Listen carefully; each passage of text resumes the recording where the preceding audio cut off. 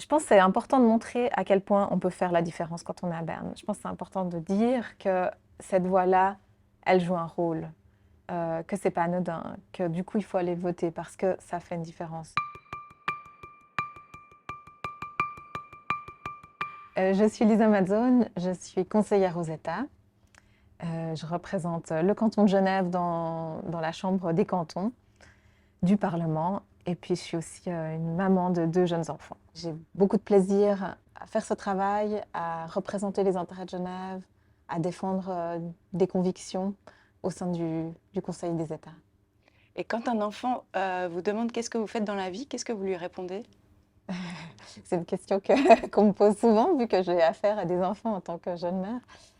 Je réponds que j'essaye de rendre la société la plus heureuse possible, que je fais de la politique et que je prends souvent le train pour aller à Berne.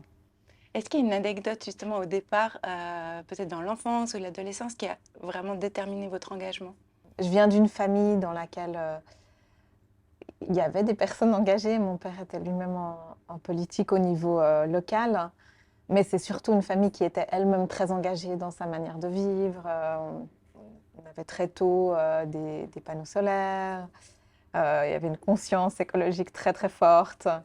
Euh, ouais, parfois trop, qui prenait beaucoup de place. Et puis, bah, peut-être que souvent, ces convictions fortes, elles se heurtaient à une certaine réalité. Et puis, du coup, ça suscitait chez moi la volonté d'agir, Mhm. d'essayer de changer les choses. Et par rapport à cette volonté d'agir, est-ce qu'il y a une émotion qui était aussi peut-être là? Je ne crois pas que ce soit un engagement émotionnel. Je pense que c'est un engagement plutôt profond. C'est-à-dire que c'est ni la colère, ni le dépit, ni la peur, mais plutôt l'envie. Euh, Profondément l'envie de marquer quelque chose et euh, ouais, de participer à ce qui se passe pour justement, face aux enjeux, notamment climatiques, environnementaux, mais aussi de société, pour l'égalité.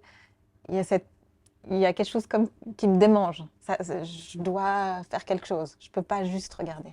Est-ce qu'il y a un événement ou des événements qui ont changé la nature de votre engagement?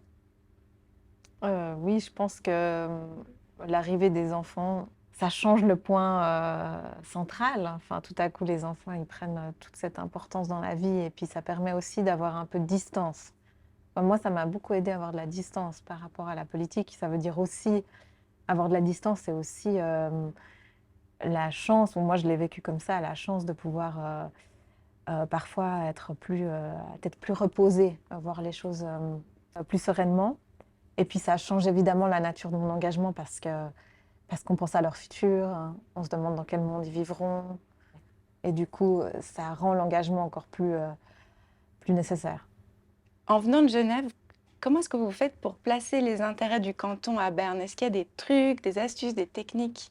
Il y a différentes techniques, mais une des choses qui est importante pour représenter Genève, c'est parfois de ne pas correspondre aux clichés qu'ils ont sur Genève, en l'occurrence de ne pas être trop grande gueule, de ne pas prendre toute la place, de ne pas tout leur expliquer, mais de savoir aussi écouter leur réalité, la réalité de cantons moins urbains, de cantons de montagne, par exemple, de cantons suisses allemands, tout simplement.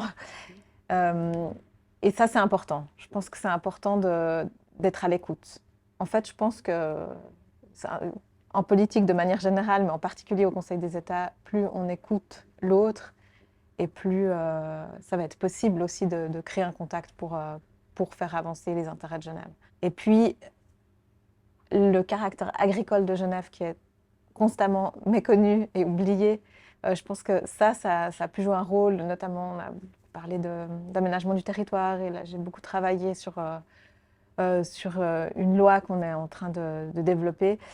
Et je pense que ça joue un rôle aussi pour pouvoir parler avec d'autres cantons ouais, qui ignorent souvent que l'agriculture a une place importante à Genève. Et je me demandais si, après toutes ces années que vous avez faites en politique, vous avez toujours besoin de prouver votre légitimité. Quand on est arrivé au Conseil des États avec mes autres collègues vertes, on était un peu comme des martiennes dans cette salle parce que voilà, on était un groupe parlementaire de 5 avec 4 femmes et dont du coup sur les 5, 3 qui avaient moins de 40 ans. Donc c'est vrai que ça détonnait par rapport au reste du Conseil. Et il y a eu, je pense, un peu une phase d'adaptation réciproque. Il y a eu besoin, oui, je pense, régulièrement, de prouver que, bah, qu'on est là, qu'on est légitime et surtout qu'on a quelque chose à dire. Et c'est ça le plus important. On est là parce qu'on est engagé et parce qu'on a des idées et parce qu'on sait faire de la politique, on sait les défendre, on sait négocier, on sait aller chercher des compromis, on comprend les moments où il faut agir. Donc il y a eu ces moments, puis je trouve que maintenant ça va mieux, mais parce qu'on a fait notre place et aussi moi-même j'ai fait ma place et, et ça a changé l'atmosphère. Si votre carrière politique s'arrêtait aujourd'hui, quelle serait pour votre plus grande fierté?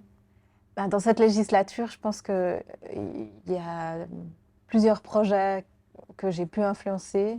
Je pense à la modernisation de la définition du viol, d'introduire la notion de consentement dans cette définition, la rendre plus moderne. Ça, c'était un compromis qu'on a pu faire, on a beaucoup travaillé. Je pense aussi à l'offensive solaire, qui était un projet qui a permis justement de marquer l'importance de l'énergie solaire pour l'approvisionnement en électricité du pays et de changer de paradigme vis-à-vis de l'énergie solaire, de vraiment reconnaître qu'il y a un potentiel énorme qui n'est pas exploité. Puis ça, c'était un pas important aussi pour le Parlement dans son ensemble, de se dire à côté de l'hydraulique, on a le solaire. Si on prend les discussions qui sont actuellement en cours et les combats que vous menez, comment est-ce que vous imaginez ou comment est-ce que vous visualisez la Suisse dans 25 ans? Comment je l'espère vraiment un pays précurseur sur les questions environnementales, un pays qui est sorti des énergies fossiles, qui a, grâce à ça aussi, créé une nouvelle façon de vivre, d'habiter, de vivre la ville avec plus de verre, plus de respiration. Un pays qui soit aussi plus précurseur sur les questions d'égalité. Ça, c'est mon souhait. Et puis, comment sera la Suisse dans 25 ans, bah, ça, c'est la joie de la démocratie, c'est que c'est à nous de décider et qu'on peut voter. Et en Suisse, on sait que ça fait une différence. On a parfois l'impression que c'est très loin, que Berne, ça ne compte pas. Chaque voix fait une différence parce que c'est pas seulement une voix, un bouton qu'on appuie, mais c'est une voix qui porte, qui permet des discussions, qui permet d'ouvrir des portes au sein du Conseil des États. Et donc, il faut voter.